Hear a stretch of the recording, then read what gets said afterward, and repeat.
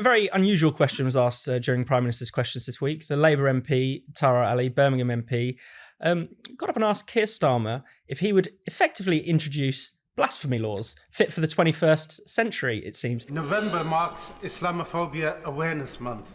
Last year, the United Nations Human Rights Council adopted a resolution condemning the desecration of religious texts, including the Quran. Will the Prime Minister commit to introducing measures to prohibit the desecration of all religious texts and the prophets of the Abrahamic religions?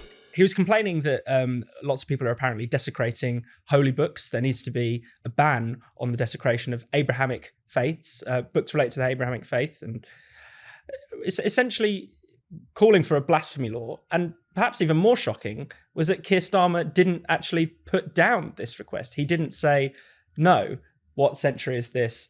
Medieval blasphemy laws do not belong in in a modern democracy. I mean, Tom, what did you make of this little episode?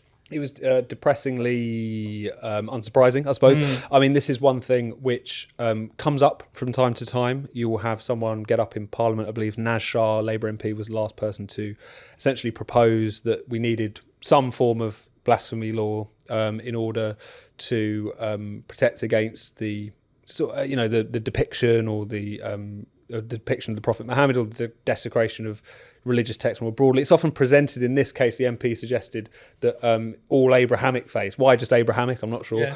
But it was a pretty transparent attempt to broaden it out beyond his own particular religious milieu, and no one was really buying it. But the fact that Keir Starmer would be incapable of just making a pretty clear principled point, which is to say that this is a country in which we don't criminalise people for blasphemy, is telling of the fact of where the Labour Party is, where the Liberal left generally is on this particular question. They have got it into their heads that to stand up for the most kind of fundamental of kind of free speech rights, the right to blaspheme and to mock gods and prophets, is culturally insensitive. Yeah. And I think that's the position that they've ended up in. And the fact that the MP himself wrap this in the garb of this is Islamophobia Awareness Week, I think tells you everything you need to know about where that particular campaign has always been headed as well.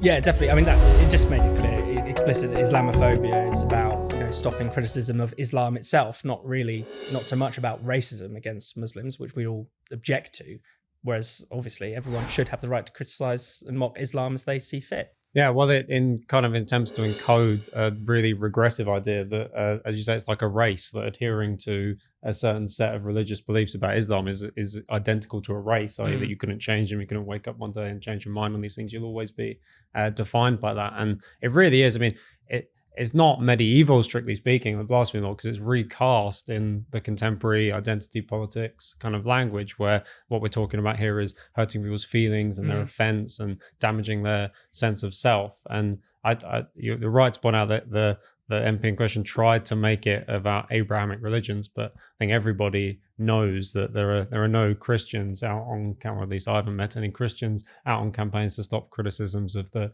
Bible, and that really there is a, as we know from high profile cases, that there is a particular problem around the fact that certain Islamically or Islamist influenced people find criticism of Islam unsupportable, unacceptable, and that we have to take a stand for the right to blaspheme, the right to mock the Prophet, but also place it in that context of this is a hard-won Enlightenment era freedom that we have to defend. And Tom, finally, I mean, don't we, in a way, unfortunately, we already have a kind of informal blasphemy law, because you can be hounded out of your job, you can be hounded out of polite society for criticising Islam, even if the law itself doesn't intervene. No, absolutely. It's worth remembering, staggeringly still to this day, that the Batley Grammar School teacher is still in hiding. And it's also worth remembering that immediately after that scandal, where a teacher, for showing cartoons that were very much apt to the religious studies lesson on freedom of speech that he was teaching, was leapt upon by all these Islamist campaigners who shut the school down for a number of days,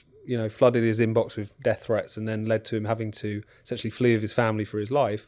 That when that happened, the local Labour MP, then Tracy Brabid, now the mayor in that area, essentially congratulated the school for suspending him, who essentially threw him under the bus. Yeah. And that's a reminder of what this whole story is. Yes, there is an Islamist intolerance which exists in society, which is really trying to gear up this campaign to not just punish, but actually criminalise, in this instance, blasphemy against this particular religion.